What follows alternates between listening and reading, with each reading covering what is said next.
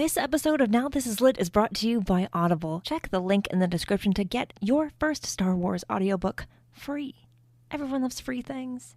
Click that link. Do it. A long time ago, in a galaxy far, far away.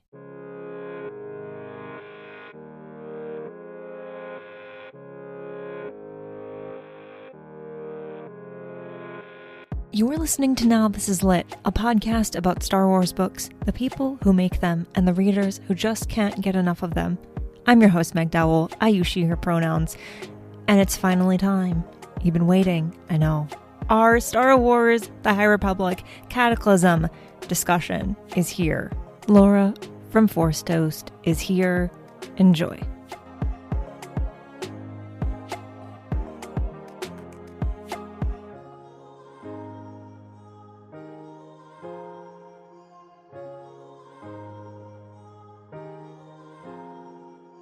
So we're just going to jump into it. I never say that to begin. I don't know why I did, but here we are trying new things.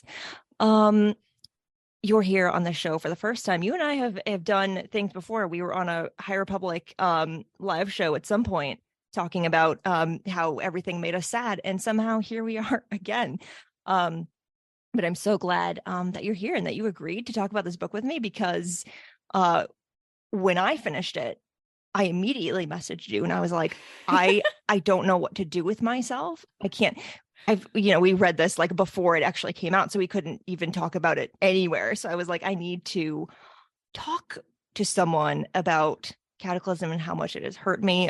You read all these High Republic books and you think you're going to like get used to the pain, and somehow it hurts worse every single time. It really does. I'm so flattered that you immediately reached out to me, because I needed somebody to reach out to when I finished reading this book, which I immediately opened as soon as they sent the advanced reader copy out. Mm-hmm. And unfortunately, it seems nobody else did that because everybody else was still reading Battle Scars. And so I had nobody to talk to about this absolute devastation that this book wreaked on me. So I'm ecstatic to be here, and I'm so flattered that you reached out to me so that we could commiserate together once it was all over. Yeah, I mean, you are such a huge fan of the High Republic, and which is great. I love seeing how many people are just devouring these books. There wasn't really anything like this in terms of Star Wars books before the High Republic, where so many people were just like losing it over a Star Wars book. And here we are with the High Republic just making us feel things, and it's great and it hurts. But it's great that we have it's formed a community around itself, and people can just talk about the books together and discuss it, and it's great. Because books are not meant to be read alone. I mean, they are, you read by yourself, but then when you're done, after that, you go find people. It's kind of like therapy, because you read these books and you're like, I need to process. I need to try to understand what is going on. It's kind of good that we're getting a little bit of a break after Path of Vengeance comes out. Oh, next week? What?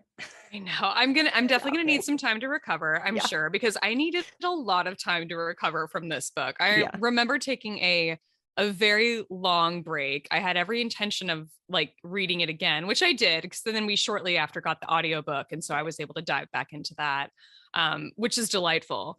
But this was like pure devastation. It hurt a little bit, but I am looking forward to Path of Vengeance just wreaking havoc on my emotions all over again. I imagine that's what's going to happen once it comes out. I mean, it's Kevin Scott, so like we pretty much have to expect that there will be sadness. Yes, and he's not sorry about it, and that's fine. I've accepted it.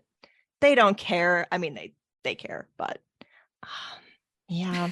So before we talk about the book, let's talk about you, because you came all the way here. I mean, like, you didn't have to go very far to record, but you came onto the show, and let's talk about you and talk about your Star Wars fandom, particularly books. Everyone kind of has their own entry point into Star Wars books, and they're kind of like, this is how I discovered them. This is how I fell in love with them. So how did that happen for you? How did do you remember your first Star Wars book? I do, because it really wasn't that long ago. Like I'm a relatively new Star Wars fan as far as things go. Like I kind of came into the fandom around like Force Awakens, Star Wars Rebels era. So I met my friend Alice here in Chicago at like Star Wars pub trivia, and she and I needed an outlet for all of this like in-depth knowledge we had for our show. And so we created our podcast, and then that led to the movie Trivia Schmodown, which led to, all this other great stuff. But part of reading for me was like just kind of staying in it. Like a lot of it was like sort of centered around like trivia studying and just kind of making sure everything was sort of fresh and that I was up to date with the canon at all times. And that was really kind of what my initial motivation, I think, was. But my first Star Wars book was Ahsoka. That was the first one I read. And I remember it was kind of an adjustment. And I remember I told people later, like, if you have like a favorite character in Star Wars, like maybe don't make that your first book. Like find a different book just to kind of get you used to like what it's like reading Star Wars. Because it's really an adjustment, I think, going from seeing the grandeur of what you get on screen to trying to like kind of get into imagining it yourself. So I think I struggled with that a little bit at first, but it was like my first read through.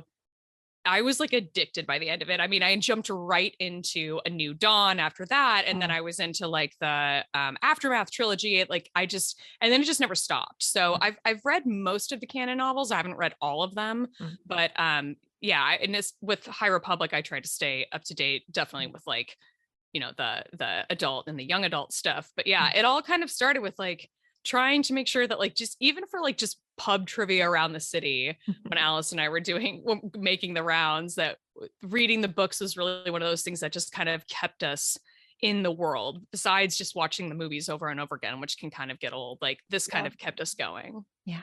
And I mean, there's so many books. There's so many Star Wars books just in general, but like now, especially over the last few years, there's so many Star Wars books coming out that it's almost impossible to keep up. It is. And it's just like, I mean, I think it was last year, it was every month except for 2, I think, where a new Star Wars book came out. And that's not including obviously comics. It's not including reference books or anything else that comes out. So that's like a lot of books to keep up with. So definitely like, yeah, there are a lot of people who are like, I want to have read all the canon books. And I'm like, that is a great goal. But if you don't get there soon, it's going to be fine. And then it's like, because there's a lot of books to keep up with, but then there's just a lot of stuff within those books to also kind of keep track of. And especially if you're doing something like trivia and you want to remember, like I have a really hard time remembering things that happen in books. So I have to like keep at least like some sort of outline of like the major things that happen, because I'll forget. Like there are books I haven't read in like 5 or 6 years, and I'm like, I remember 2 things that happen and nothing else. So yeah, it's so fun to have all this new stuff coming out and to be able to pick and choose what you want to keep up with, especially with the High Republic, because the High Republic, all of it comes out, or at least it has so far, very, very fast. Thankfully, in phase 3, they're slowing it down a little bit. Yeah. Which I think will help. It'll help people catch up if they're still behind, and it's fine if you are. But I think it'll help us kind of absorb what we're reading a little bit better. Because now it's like we'll have gotten 3 new books in like the span of a month, and that's a lot. Yeah. I'm very grateful that they're spacing out phase 3 a little bit. When they went through that timeline at Celebration, I was sitting there, I was just so relieved. I'm like, this is gonna be so much better. Because I really would love to be able to like keep up with the comics as the High Republic goes along. And I did a decent job of it in phase 1. Like I remember like waking up and like having Book of Boba Fett on Wednesdays and having a comic to read. And it was like Wednesday was just like the best day ever, because like High Republic comics, and like, oh man, it was amazing. But this, I'm like phase 2, man, I've struggled. Like I can't keep up with the comics this time. I have to kind of pick and choose. I haven't been able to keep up with the middle grade books. Like, it's just like bam, bam, bam. It's all of these are, it's a little bit too fast for me. So I'll be grateful for the slowdown and for the break for sure. Oh yeah. And it'll be good to have, because that all starts up in the fall again. It'll be nice. Like I love the High Republic, but it will be nice to also get some other Star Wars books in between that. A couple of them, not too many, but as much as I love the High Republic, sometimes you need something else. So it'll be good to get Delilah Dawson back in here, get some short stories. Really excited for Fakpa of Return of the Jedi. Rise of the Red Blade. I'm very much looking forward to that. I can't wait to have another Delilah Dawson book in Star Wars. Yeah, it's been a while. She's very good. So, I mean, she gave us Phasma, so I am happy. Me too. I also really enjoyed the book Black Spire. That was one of those books that, like, I remember when we reviewed it on Forces, for whatever reason, it was like one of our more highly listened to episodes. I have no idea why. I don't know what changed, but that was a particularly fun conversation, and it was really cool how well received it was too. Yeah, I like that book. We won't talk about it for too long, but I like that book because it very much could have been like, this is an advertisement for a theme park. And it wasn't. For sure. Yeah, it wasn't. It didn't feel like that at all. It was very immersive, but in a good way. Amen. Yeah. It's almost like they know what they're doing over there in right? Weird, right? It's like they've been doing this for a while or something. I don't know. Yeah. And the High Republic definitely would not exist if they didn't know what they were doing. I'm constantly in awe of what they've managed to accomplish and how they've been able to bring together all these stories, all these authors, and they're adding more authors. And it's like, that's a lot of stories and characters to manage, to keep track of, but like they got it. They're doing so good. Yeah, it's really great. I mean, especially I think with like this phase 2, it seems a lot, I think even somehow even more consistent in terms of like the characters. I mean, we've got these like different authors that have been writing these books, and somehow they're able to put their own spin and their own style into things. And yet the characters still feel very consistent. Their voices still sounds the same. Like, it's just, it's really, I mean, I'm like awestruck when I look at this phase. And not to like compare it to phase 1, but like, I sometimes kind of feel that like Avar Kriss in Light of the Jedi is kind of a different Avar Kriss that's in like the comics. Like, she goes through a lot of like development, a lot of like a lot of crap in that comic or whatever, but it's just like it's interesting because sometimes it just kind of doesn't feel like the same character. But phase 2, it's like whatever experiments they tried in phase 1, they perfected things to like a really insane degree in phase 2, and I really appreciate that. I really loved how between Convergence and Cataclysm, because it shares a lot of the same characters, you know, these books are written by different writers, but you read them and you're like, that character, like the characters are the same. It's like seamless. It's crazy. It's really great. And like the fact that they're able to, because the only way they can do that is kind of like following each other's progress as they go and like reading what they're writing as they're going, and they all have the backgrounds of all the characters, and they know like, you know, why is a character doing this or why are they doing that? It's so cool that collaboration is important, but also it gets us like things like this where you have 3 or 4 authors having to coordinate on one story because it features characters from stories they've all worked on before. And one of the things I loved most about Cataclysm was that it was a like perfect continuation of Convergence, despite the fact that not the same author, but here we are, and it's so good. And we're almost going to talk about the book, I promise. But because you are such a huge High Republic fan, and I just wanted to ask kind of what was it about the High Republic when it started that kind of really drew you in? You know, it's really hard to say because I remember thinking like, I remember being slightly put off actually about the like time jump back in time, because I remember sort of thinking like, okay, is this going to be like a like Knights of the Old Republic thing. And I feel like the like Knights of the Old Republic, those are like the gamers Star Wars fans. And it's like a very specific sort of section of the fandom. And I am not involved with that section of the fandom. So I feel a little bit like left out now. I'm like, am I not going to know what's going on because I didn't have that background? So I had like a lot of like anxiety about going into, you know, the High Republic to begin with. And I remember like being also very drawn in because when you talk about like this golden age of the Jedi, I remember kind of thinking like, oh, okay, it's going to be like an F. Scott Fitzgerald, like it's going to be like the Great Gatsby, but like Star Wars. I'm like, hell yeah. Like that sounds awesome. And then I remember reading that first chapter of Light of the Jedi. And I remember very distinctly because I feel like it was during the pandemic, I think, because I think I was doing a puzzle and I'm like, why would I have been doing a puzzle if it wasn't a freaking worldwide pandemic? But I was doing a puzzle and I was listening to the audiobook of it. And I remember just like that first chapter, just like sobbing by the end of it. I was like, this is how I don't know any of these characters. I don't know who any of these people are.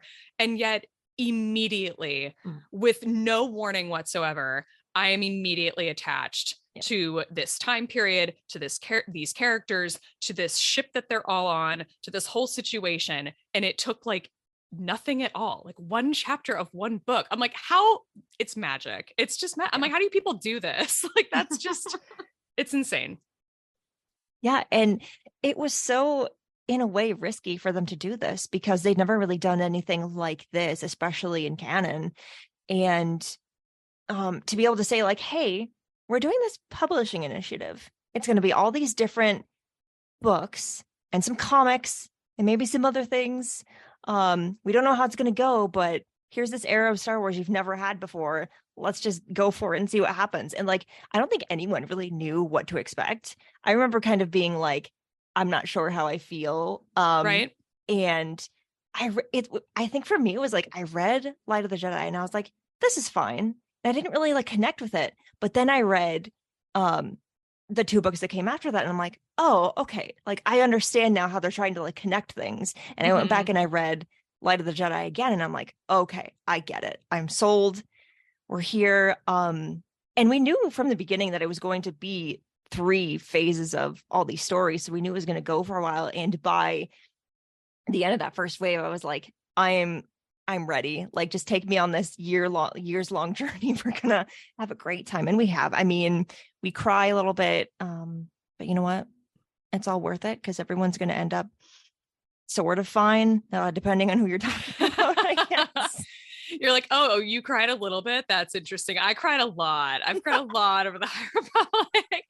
But you know, it's funny that you mentioned like that reread of Light of the Jedi. It's crazy how many things connect on that second read through of that. Once you've read some of those other novels, it's like that makes a massive difference when you go back. And I know a lot of people sort of talked about like how, you know, the Light of the Jedi, there's a lot of new characters that are introduced. I totally get that. It's hard to keep everybody straight.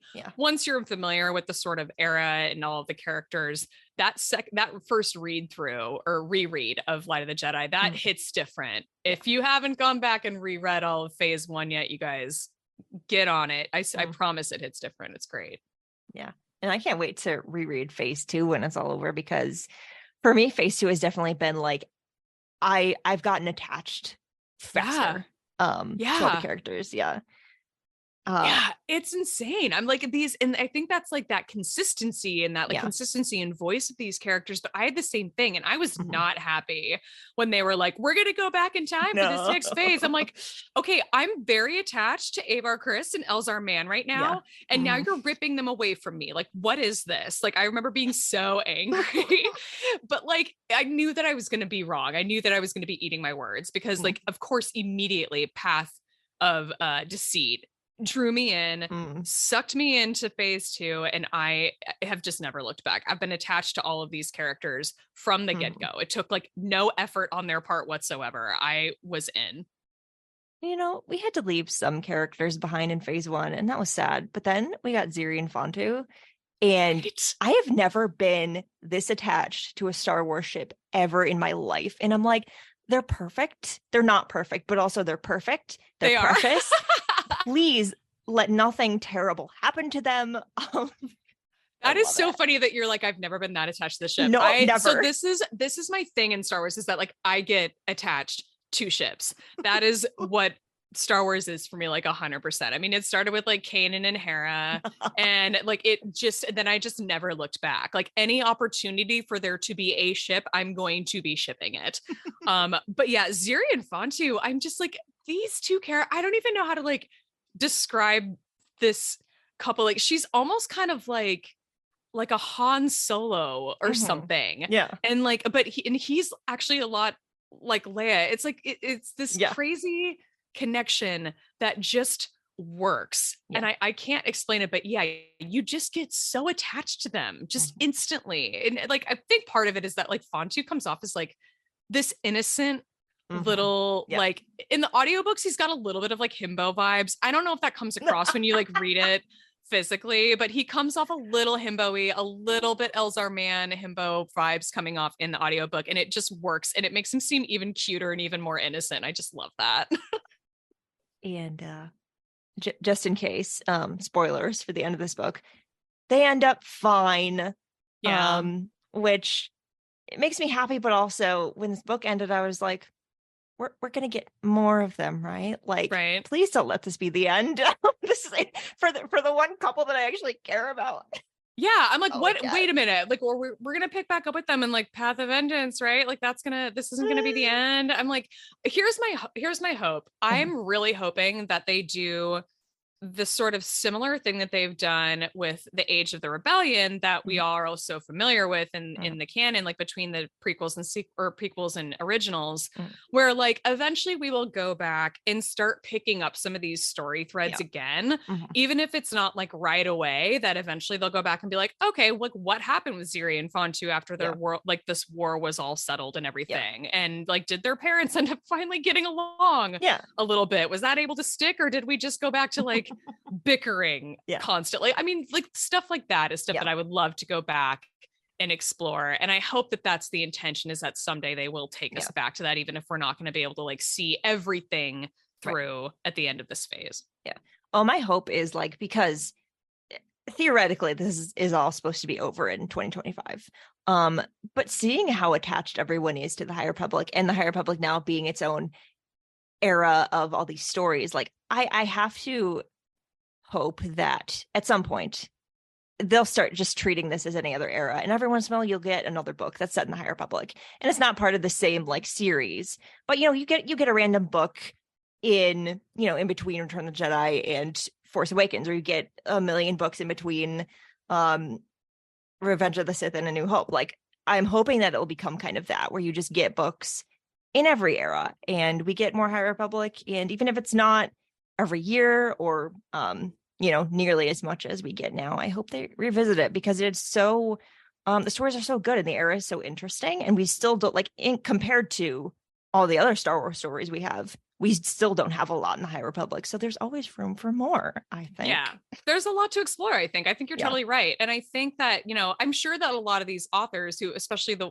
our sort of original five that have been the story architects of this entire era and have been working on this for God knows how long, I'm sure they're going to want like a break to like go off and like go do other things. And maybe that's what they're doing now. I don't know. And that's why we've got all these new authors in phase 2. But like, I imagine they'll want a little bit of a break, which is fair. And like, they'll come back and want to explore some other eras and like what happened between Marta Rowe and Marchion Rowe. Like, let's fill in some of those gaps there, and maybe they'll come back and revisit it. That's my hope anyway. Yeah. I suppose we'll see. Thankfully, we still have a couple more years-ish of the High Republic to go. So anything could happen in that time. I guess we'll see how much more pain we have to endure. We do this to ourselves, though. I mean, we keep reading. We don't have to. No one's making us do it. We're begging for it. We just want to be heard. And we want Cavan Scott to be the one who does it oftentimes. And he happily obliges. Yep. He keeps doing it. He keeps saying, yes, I will do another one. All right. Let's talk about Cataclysm, which is the book we're technically here to talk about. But you know what? Every High Republic discussion I have ends up just being a discussion about the High Republic as a whole, because it's so good. It is. It's so good. And it's so loved by so many, which is why we keep talking about it. And if you don't like it, we're going to keep talking about it anyway. So too bad for you. Sorry, not sorry. The relationships in this book, and in a lot of the High Republic, but especially this book, I felt were like some of the most, I'll use the word realistic, that we've gotten in Star Wars in a minute. Because, you know, it's Star Wars. And sometimes like you have to just sensationalize things. But like I feel like the relationship between like Axel and his mother, or you have Ziri and Fontu, or you even have Yaddle and Sippa, which I have a lot to say about them, because like you're reading this book and you're like, I know Lydia Kang is a mother because like no one else could have written this. Yeah. Great. But I love how relatable it all is. And you wouldn't think that because it's Star Wars. It's some fictional universe in a galaxy far, far away. But there's these relationships that you can really, in some ways, kind of relate to. And I like that a lot. And I think that's one thing in this book and in the larger High Republic that really works. I think it's one thing that a lot of people resonate with. Is like, oh, like this mother-son relationship. Like I feel that, you know? Yeah, there's, you know, I think that I'm glad you brought up Axel and Kyong, because there is, I think for a lot of millennials in particular, there's a lot of generational trauma when it comes to millennials and their boomer parents. So I found their relationship really interesting and it felt very real, and it felt very relatable, unfortunately, in some ways. Yeah. So I really admired that, and that just it felt very grounded, I think, in our real world.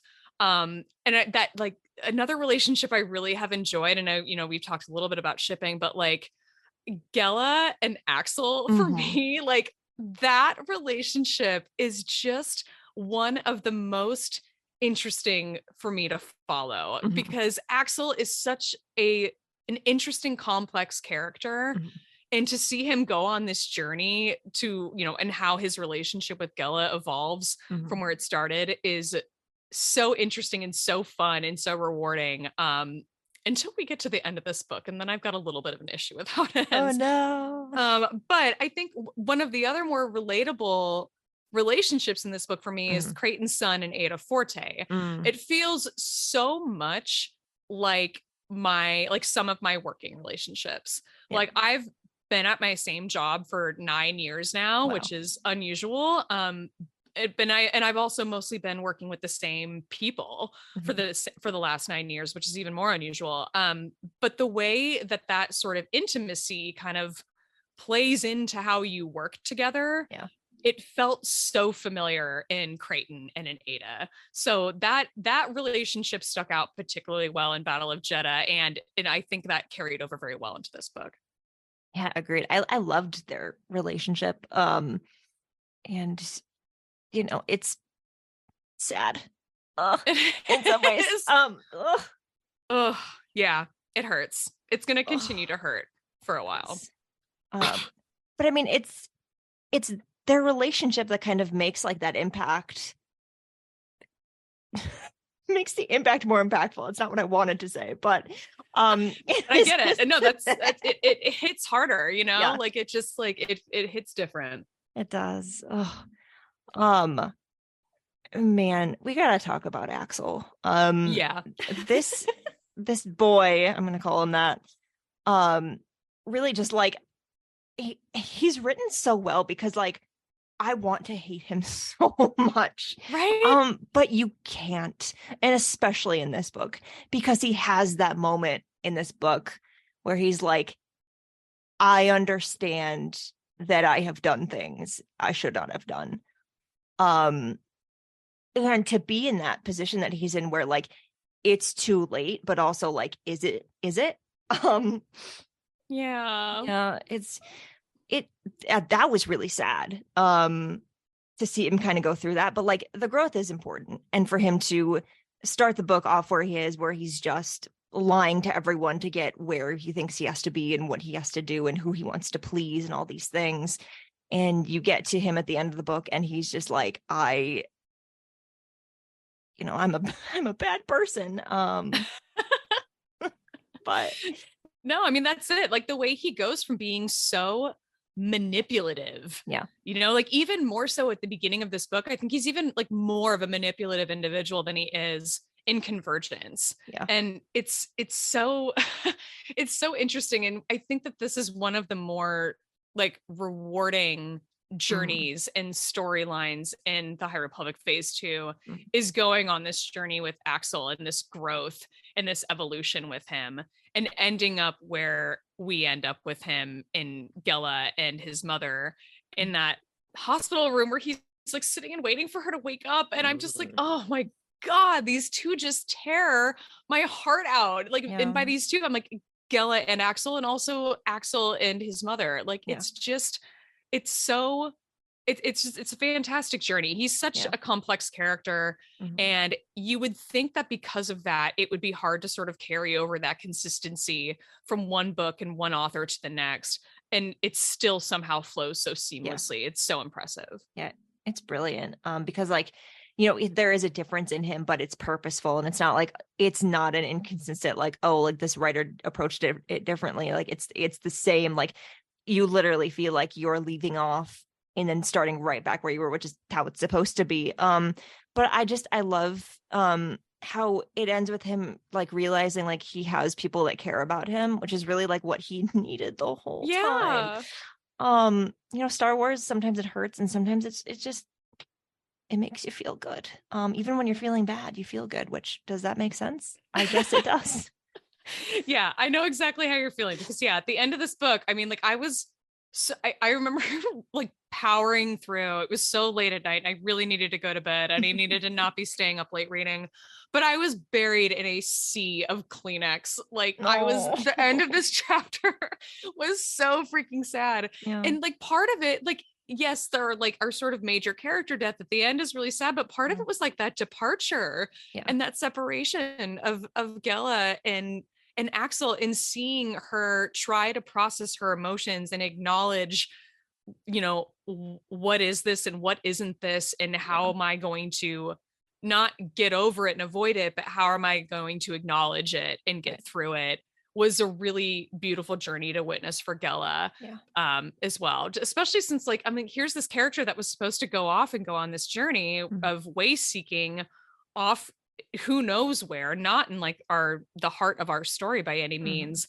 And she just keeps getting dragged back into it and along this journey, of course, with Axel in tow. And it's really beautiful how they part ways. However,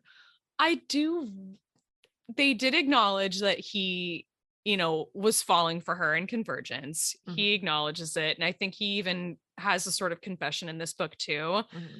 And I wish that they would have just gone like a little bit farther with it with Gela. Just like had a little bit, I don't want to say that she's cold, but that separation that she has and that hard line that she draws in the sand, I wish there would have been a little bit of give on her part with Axel. But I understand why it's not that way. But I'm like, you're a way seeker. I'm like, you get a little bit more freedom here. Like, this would be the character to do it with if you're going to do it. Like, just to push that relationship a little bit further. I would have loved to have seen something just a little bit further on the lines of romance, but I get why they didn't. We have it with Ziri and Fontu. We don't necessarily need two romantic couples, but I'm still like, I was still rooting for it. And to this day, I still am rooting for it. Well, it's hard because like in this era, like you can do more with, Jedi or Force sensitive people who have feelings for other people. And you can kind of explore that more and kind of showcase how they are allowed to and able to, in some cases, like really process their emotions and like try to understand, even if they don't act on their feelings, like what are the feelings that I'm having. And we got that to an extent, but you're right, there could have been more. And I feel like with this book there was just too much. There was just a lot.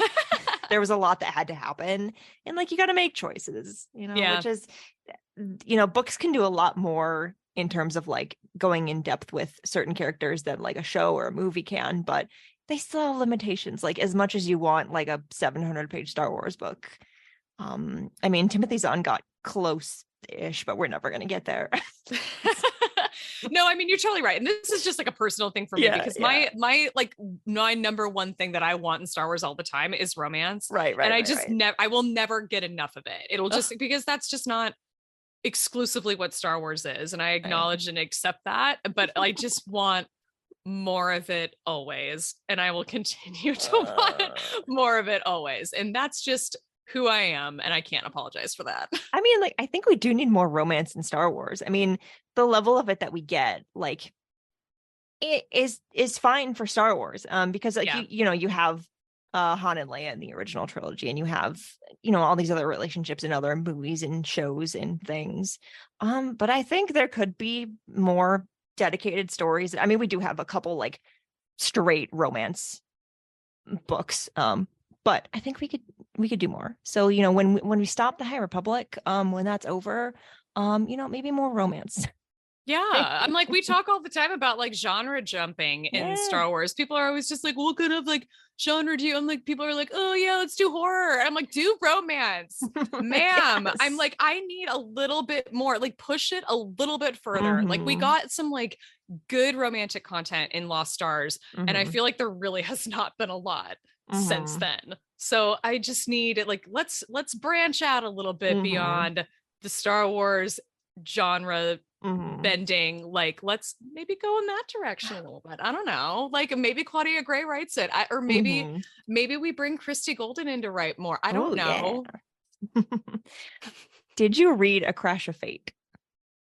Okay, I didn't, because Alice did, and she was like, this book is weirdly horny, and I was like, okay, that should have been my clue to read it, because I knew that is not what she's into by any stretch of the imagination, and that is what I'm into. But I don't know, like I listened to sort of her review of it, and I was like, okay, maybe I can skip this one, but I need to go back and read it. Like I said, I haven't read every canon novel, but I do have a couple I need to catch up on, and when we have this nice break coming up, maybe that's one that I'll hit.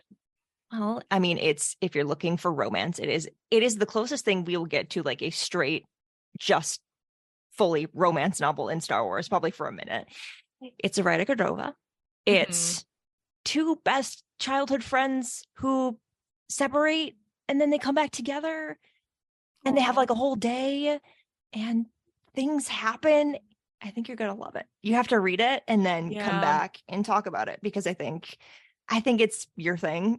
Yeah. I think it's, and you would think that Battle Scars probably would have been my thing too, and it was not. No. So I think it's a hit or miss situation. Yeah. So I got to figure out exactly what it is, but I know that they hit it in Lost Stars and they hit it in Dark Disciple, and I'm still kind of waiting for another one to hit as hard as those two for me when it comes to like romantic relationships in Star Wars.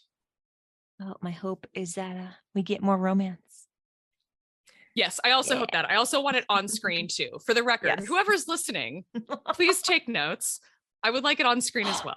I mean, you're just saying that because you wanted Dinbo to happen in The Mandalorian. Hey, listen, I didn't come here to be called out, okay? I got called out by Christian Harloff on his show. I got called out by everybody on my show that I've been on. But no, I am here to be called out, actually, and you're damn right. For the record, I'm also fine with Bo-Katan in the armor. I'm down for that shit too. Yep. Pardon my French. Like I'm 100%. I prefer Din and Bo, but armor and Bo is also acceptable. I mean, I'll accept it. It's fine. I mean, maybe we don't know what's going to happen in season 4, but I guess anything could happen because we have no idea. So maybe. Right. And it's like so far away. I'm like, who knows what's going to happen in that time? Like, and who's going to join the picture and leave the cast and join the cast and hopefully have their face more on screen in the cast. We'll see. We'll see. Well, it's just the way that they ended season 3. It's kind of like you could do anything, but it's like my thing with like the way that they brought Grogu back is like they're not going to take him out. Like I don't think they want to do that to themselves. But you mean like take Grogu out of the equation? Yeah. I mean, because they seemed like they were going to. I thought that they might actually just like he's gone after season 2 and that's it.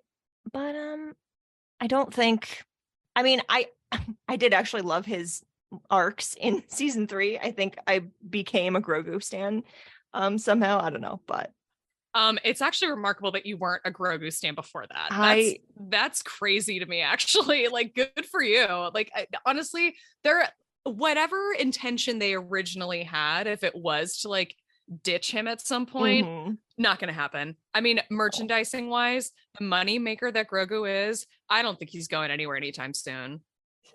Well, that's like one of the reasons I have been meh about him, is because I'm a Funko Pop collector. And do you know how many Grogu Funko Pops there are? Well, because it's not even just Funkos, it's everything. I mean, it's everything. He's everywhere. Yeah. You can't walk into like any store that sells toys and not see. I mean, but like it works. I mean, I don't know.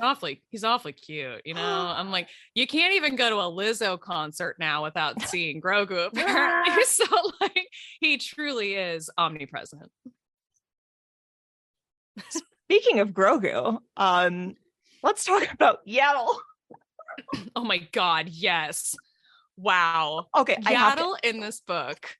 I mean, I have to ask you one question, because this has been bothering me and I need to see if I have lost my mind.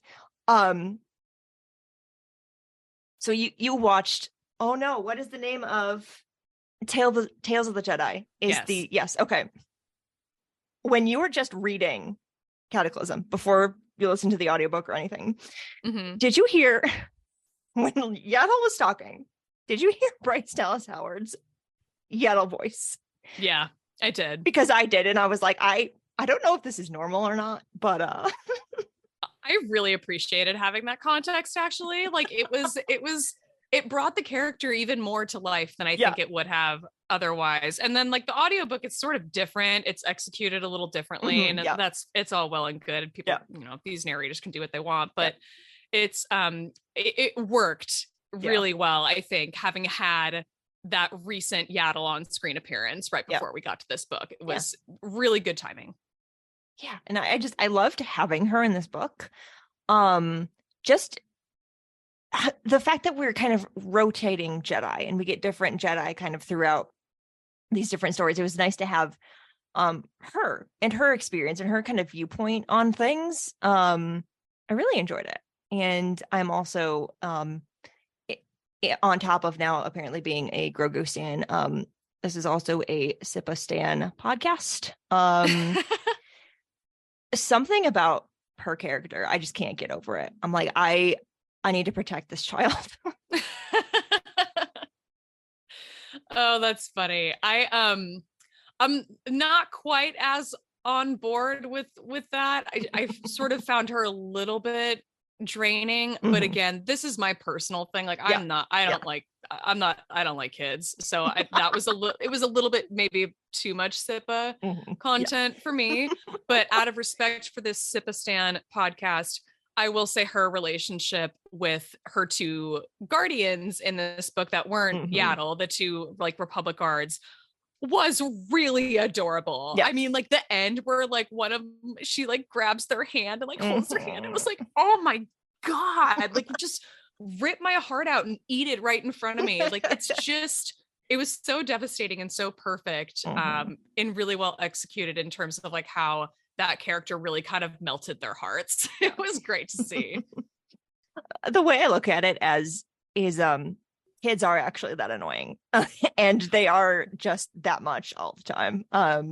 So like poor Yaddle, like she's just at like the end of her rope when she's just like, we're not going to have a lot of time by ourselves, so I'm just going to enjoy this 20 minutes that I get, 20 minutes of reprieve until she's back in our orbit.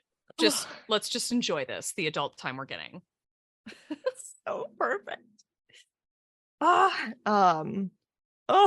don't know how to transition into sad things, but we're gonna do it anyway. The pain.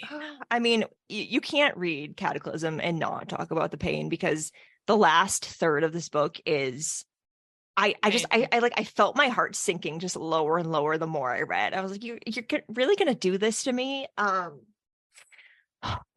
there a particular moment when you were reading this book that you were like, oh, I hated the Path of the Open Hand before, but now they're absolutely the worst and I can't with them even more than before.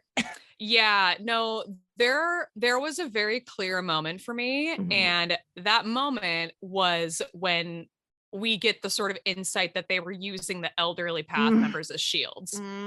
That was so despicable and so awful. I mean, like that's just downright sick and disgusting. So that's what really put it off for me. And it's interesting because it's like in Battle of Jeddah, it's like we get that sort of moment with like Solandra's show and the mother where they kind of come to like an understanding with each other. And you almost have like, you're like, oh, like maybe this is maybe it's not going to be like as bad. Maybe there's going to be a little bit of like evolution here for this character where she's not completely irredeemable.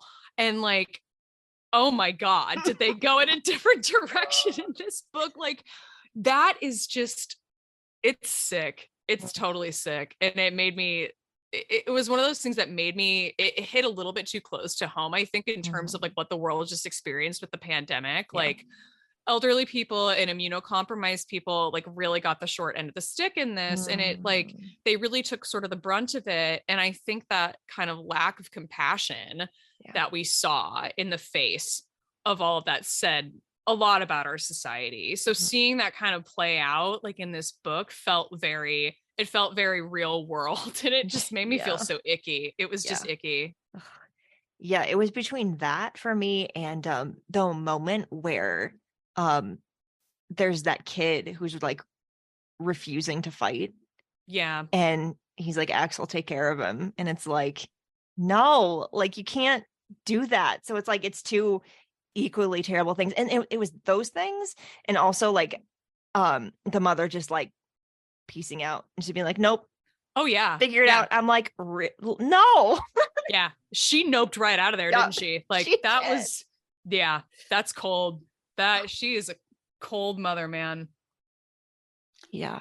I mean, they somehow, this book somehow managed to like really take you so much deeper. And I'm sure we'll get even more of this in Path of Vengeance, which I have not started yet because what is time? But you knew from the past books that like this cult, which is definitely a cult and it's the worst, they're bad. Like, that. And then you read this book and you're like, now I understand how terrible they actually are. Man.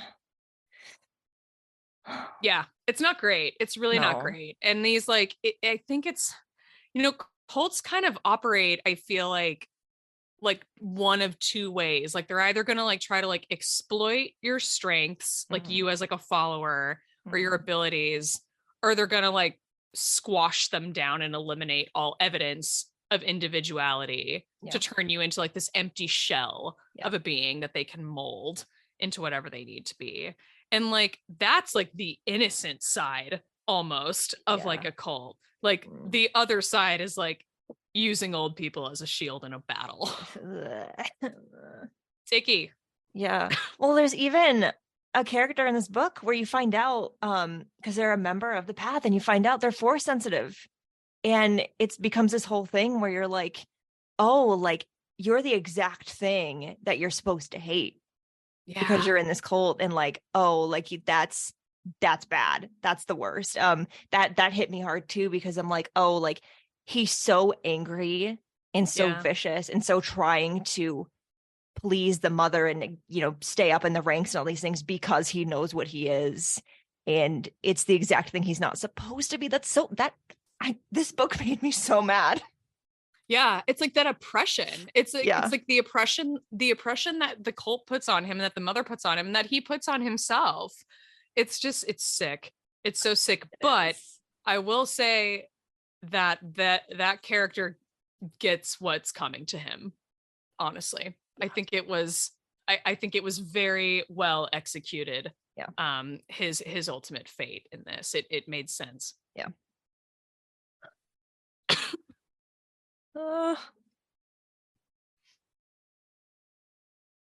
I need let's take a moment to remember. We need to process. To remember what these books are actually doing to us. Yeah, it's just pain. That's all this is. And it hurts. And we keep coming back for more because apparently we're all sick in the head. So it's what we all have in common as High Republic fans. It just works out. I mean, that's why they're making so many more stories. Because they just know that we're just gonna keep consuming all of them. Oh. Yep, I'm here for it. Oh. Anything else about this book that really, really stood out to you, made you think, made you hurt, made you happy? I don't know. You know, like the relation, I think there's like one really great, or like it's sort of an extended, like great action sequence with Yaddle and Yoda. And I'm like, if you had asked me, like, will we ever get that at some point? Yeah, right. I probably said, like, yeah, that makes sense that we would see them sort of team up and go after somebody at some point. But it was so well done in this book. I mean, the whole battle itself, I mean, I don't know, I haven't like gone through and like looked at the actual percentage. I feel like the battle itself is like 1/3 of this novel. Yeah, I could be wrong on that. It feels like a gigantic chunk of it. Yeah. And it doesn't stop. It just keeps hitting. It just keeps finding different ways to go. And I like that it's mostly grounded. I like that we're mostly on the ground for this battle. I tend to not connect as well with space battles in Star Wars. Like it just is a little bit too hard for me to visualize sometimes. So the fact that this was very much like a ground battle for the most part, and that we were seeing the different points of view from so many different characters and jumping around so much, like my attention span can't take things anymore as well as it used to. And so the structure of this novel worked really, really, really well for me.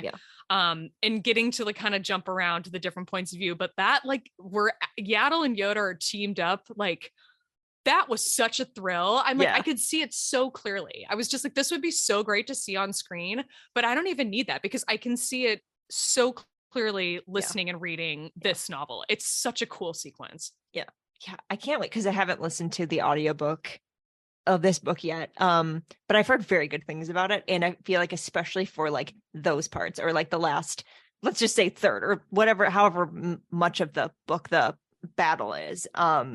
I feel like the audiobook would just like enhance the experience a lot. And sometimes you need that, like especially like I don't know if I would have gotten through the Alphabet Squadron books if it weren't for the audiobooks, because that's like all space fighting and that's very hard to follow. So I'm in the same boat with the Alexander Freed stuff and with Thrawn. Some of these like the Thrawn stuff, it's so much detail and so much intricacy that like I get bogged down in it. And doing the audio where I could like, you know, you tend to like, sometimes you tune out a little bit when it comes to audio, but it happens to all of us. It actually helps, I think, in some of those situations. Like, otherwise I'm not getting through that book without it. So I'm totally in the same boat. Yeah. I think for me, like, I think this was especially true with some of the Thrawn books, is like the sound effects and the narration and the music like really helped me like focus in on those parts where like a lot was happening, and because it feels a lot more like almost like you would be watching it and the same kinds of things would be happening. It's super helpful. So if you're out there and you've never tried Star Wars audiobook or an audio drama, because there are those two, highly recommend. You know, audiobooks don't work for everybody, and that's fine. But I say give it a try, because I think they're worth it. Most of my reading at this point is audio, because that's just, it saves a lot of time, is really the only reason. But we have that in common. I do mostly audio as well. It's actually sort of rare that I would actually read one of these books. And I did read because I was so eager to get through it, and the advanced reader came out before the advanced audio did. I did physically read this book, and it really does make a lot of a difference for me. Like I physically read the Fallen Star as well, and I think it made a lot of difference. So I really wish I could actually read. I had the time to read all of these. I just don't, and I'll never get through them if I don't do the audio. So, you know, we do what we can. Really. Well, because audiobooks, you can listen to them ideally while you're doing other things or while you're driving or whatever else you're doing, and it helps a lot. Man, if I could have the time to sit and read physical books more, I would do that, but here we are.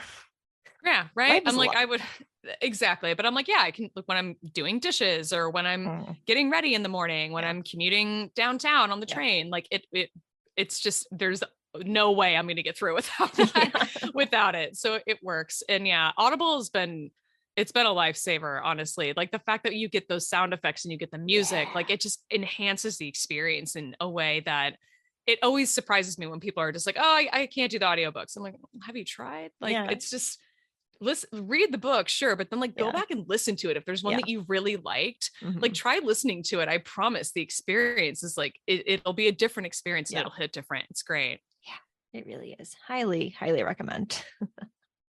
All right. There's still, as we talked about before, a lot of High Republic to come. This book is technically not even the last book in phase 2, and then there's still phase 3, and there's short stories that are coming out before phase 3, and something called the Night of Sorrow, which you still don't know what it is. So that's fun. But is there any story or anything in particular High Republic wise that you're really looking forward to? I really am looking forward to the aftermath of Elzar and Avar after the fall of Starlight, to the point where I'm like, when they said that there was going to be the jump forward like a year for phase 3, that made me even more eager to get my hands on this anthology, which I think is going to fill in some of those gaps, because I'm like, that conversation still needs to happen where he tells her the exact circumstances of what happened with Starlight and with Stellan and with the woman that he murdered, straight up murdered, that could have potentially saved Starlight from falling. Like that conversation needs to happen at some point, and I need to know what her reaction is to it. And I am a little bit worried that I'm not going to get that, and that they're just going to jump forward and there's going to be this animosity between the two of them. And I don't want that. I would like to be part and witness the conversation. Yeah, that anthology is going to be really interesting, though, especially because we just haven't really gotten anything like that in the High Republic yet. And I'm excited to see what they're going to do with it and what gaps they are going to fill in with it, because we don't know exactly where we're starting. We know like time-wise where we're starting with phase 3, but not like what's actually going to be happening. I can't pick one thing. I'm just really looking forward to all of it, and kind of seeing like where all of this ends.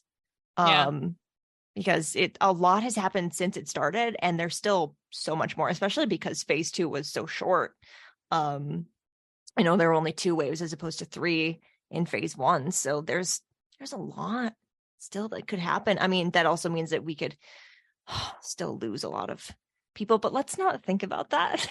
No, let's not. Let's not. We'll get there eventually. We'll have to live it, and it'll be painful and sad. But until then, let's just be joyous in Zirian Fontu's happy ending that we get in this book. If anything changes in Path of Vengeance, which I'm sure it will, because Kevin Scott's an evil man, like that, it's going to be devastating. Yeah. I kind of just am hoping that they're not in it. But that's not going to be the case.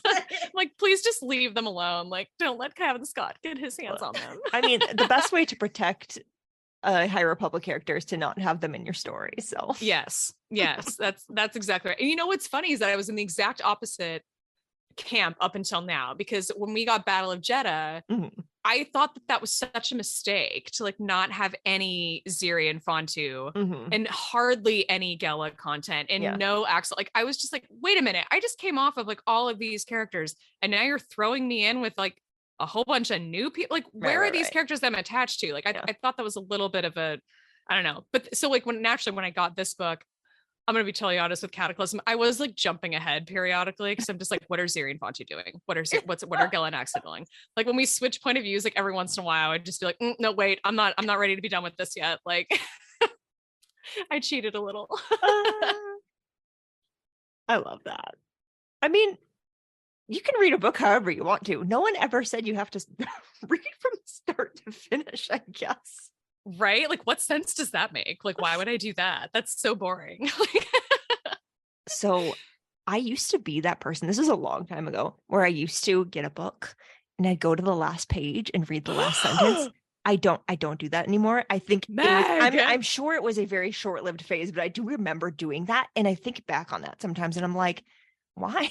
Why did my sister-in-law did that? She like told me about how she would like open up a book and start reading it and really like it, and then she would jump to that. I'm like, you're a psychopath. What is wrong with you? But I'm like, I have no room to talk because I do it sometimes too. But I feel like I didn't start doing it until she told me that she did it, and then I felt like it was okay. Like I needed permission. I mean, hey, everyone has their own way of. I mean, there are a lot of Star Wars books. You got to find a way to get through them. However you get through them. I mean, no judgment. Exactly. Yeah. And here we are, just trying to get through it. We're doing our best. Not gonna read Path of Vengeance before it comes out. That's just, we've accepted it. That's just life.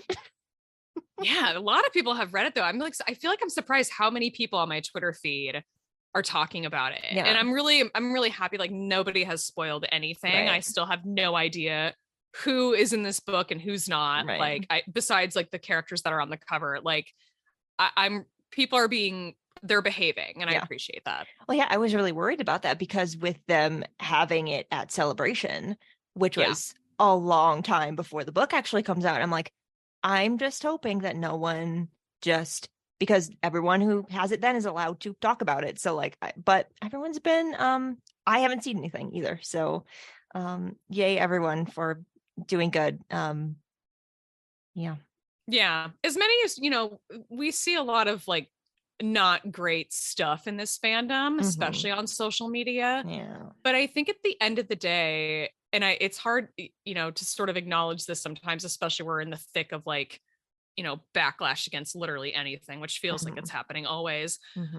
At the heart of it, there are really good people in this fandom. Yeah. I mean, I remember at Celebration, like going to see the Mandalorian season 3, episode 7 advanced screening. Yeah. And like, I posted on my Twitter, I'm just like, has anybody seen spoilers you didn't want to see? Like if you're going to Star Wars leaks and looking them up, that's on you. But like, if you have not wanted to see it and you've been scrolling Twitter, have you accidentally come across anything? And people are like, no. I got lots of responses where people are like, no, I haven't seen anything. People are like being really good about keeping it to themselves. And I'm like, at the end of the day, there are good people in this fandom that are just trying to do the right thing and enjoy things the way they want to enjoy it. And I like getting to see that every now and then, because it's definitely not what gets it's not the thing that gets clicks, and it's not the thing that gets a lot of attention or a lot of publicity. But at the end of the day, there are still good people in this fandom, and I love that.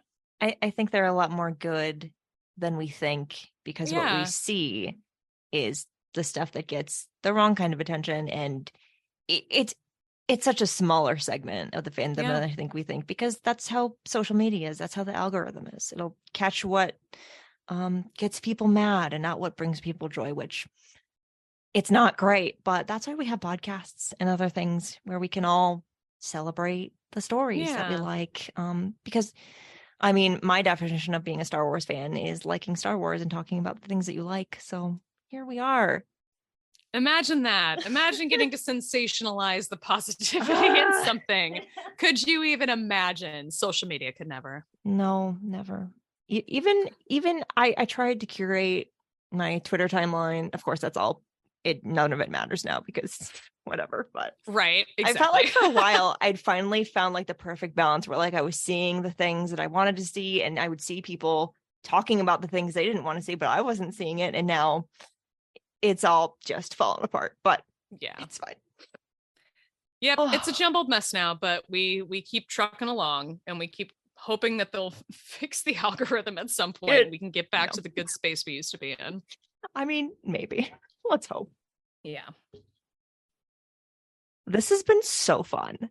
Yeah. I love getting to do this. I love getting to just talk about how much we love Star Wars and Star Wars books and the High Republic and all these things. And I know that you are out there talking about all the Star Wars things you love all over the place. So why don't you tell the people where they can find you if you'd like to be found? If not, that's fine. I love to be found. And yes, I am awfully vocal on Twitter when I love something. And when I don't, I tend to keep it to myself because it's an option that everybody should consider.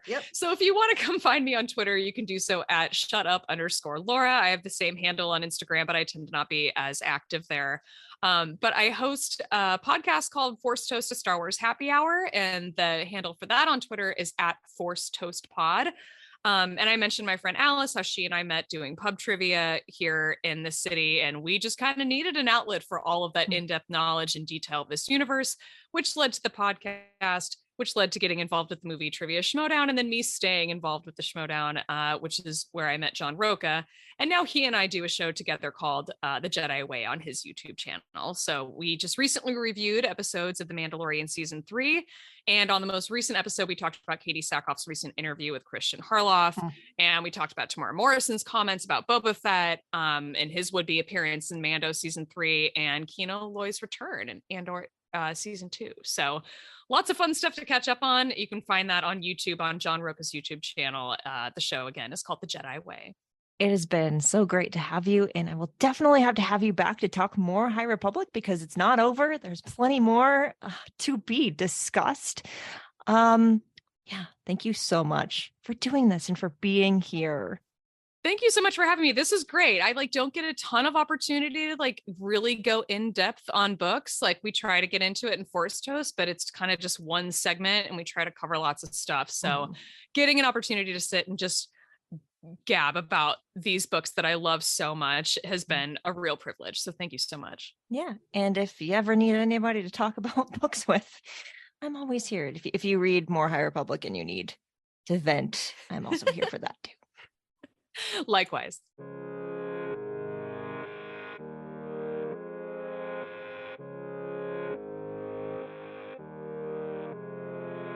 Now This Is Lit is part of the Faraway Fandom Network and is written, produced, hosted, and edited by me. Jose Jimenez designed our podcast art. Keep up with the show on Twitter at Star Wars Lit Pod, and find the show wherever you get your podcasts. If you'd like to support the show, listening to it is a great start. That's all I'm going to ask of you today, and you already did it. No one listens to the credits. I work very hard on them, and I really like doing them. I don't care. Listening to the show is great. If you want to share it with somebody, do that whenever you want. Star Wars is supposed to be fun for everyone. Thank you so much for listening to the show. Even if you're not hearing me, thank you, because you've stopped the episode already. Because does anyone else really not listen all the way through? I listen to all the credits. People take the time to record those. It's important. I'll stop now. For more book reviews and Star Wars Book Celebration, you know where you can go? Do you know by now? Because you've totally been listening to the credits. Follow Star Wars Book Reviews on Instagram.